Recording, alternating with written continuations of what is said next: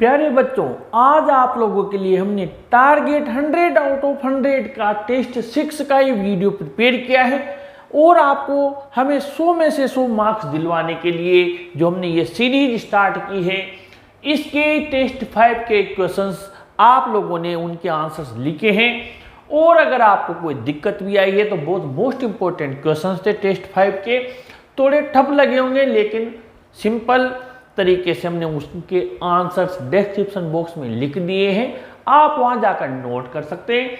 और आज टेस्ट 6 पूरा जो आपके बोर्ड पैटर्न पर लिया है, जो कि एग्जाम में आपके क्वेश्चंस आ रहे हैं, सेम उसी तरीके के क्वेश्चंस हैं, क्योंकि ये क्वेश्चंस आपको एग्जाम के बाद जब पेपर में आ जाते हैं तब लोग बाद में बताते हैं, लेकिन हमने ये पैटर्न आप लोगों के लिए पहले बना दिया है ताकि आप लोग ऐसे क्वेश्चंस के आंसर्स बहुत इजीली लिखकर आ सके।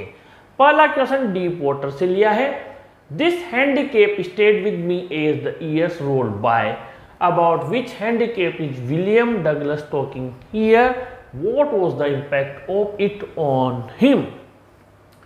इस अपंगता ने या अपाहिजपन, ये था जो हैंडीकैप, ये स्टे यानी ठहरा रहा, मेरे साथ बना रहा, विद मी मेरे साथ, as the years rolled by जैसे वर्ष बीतते गए, इस अपंगता ने, इस अपाहिजपन ने मेरा पीछा नहीं छोड़ा।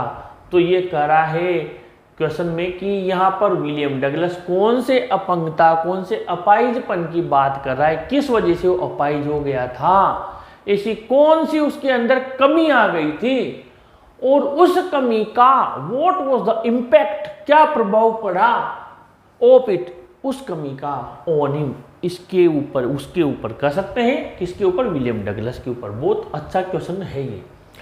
Question number 2, you should not have resigned from the regiment, who said this to whom. तुम्हें रेजिमेंट यानी कि सेना से इस्तीफा नहीं देना चाहिए था। द रेड ट्रेप से लिया है। हु सेड दिस, ये लाइन किसने कही और किससे कही है, जरूर आपको याद आ गया होगा, लिख दीजिए कमेंट बॉक्स में।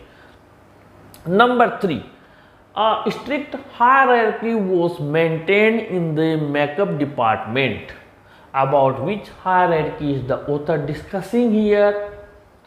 एक कठोर हायरार्की यानी परंपरा, वहां पर कस्टम मेंटेन की हुई थी, कायम की हुई थी मेकअप डिपार्टमेंट के अंदर। अब क्वेश्चन पूछ रहा है कि ये जो हायरार्की है, अबाउट विच हायरार्की यानी किस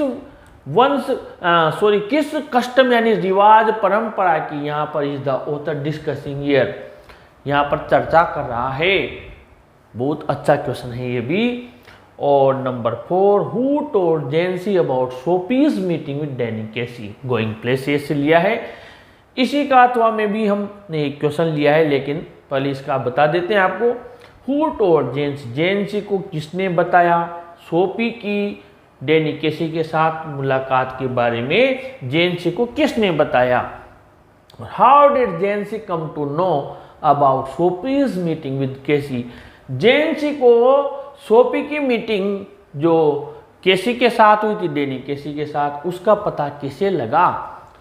बहुत इंपॉर्टेंट क्वेश्चन है। और ये क्वेश्चंस ये सब छोड़ देते हैं जहां भी गाइड पासबुक नोट्स वाले हैं, और बोर्ड वाला उन्हीं क्वेश्चंस को आपके एग्जाम में दे देता है। फिर हम बाद में कहते हैं अरे यार ये क्वेश्चन तो कहीं नजर ही नहीं आया, ये कहाँ से आ गया। तो कहाँ से इसलिए आ गया क्योंकि हमने डीपली स्टडी नहीं की, या हमने ऐसी जगह पढ़ाई नहीं की जहाँ पर एक ऐसे क्वेश्चंस बनते हैं।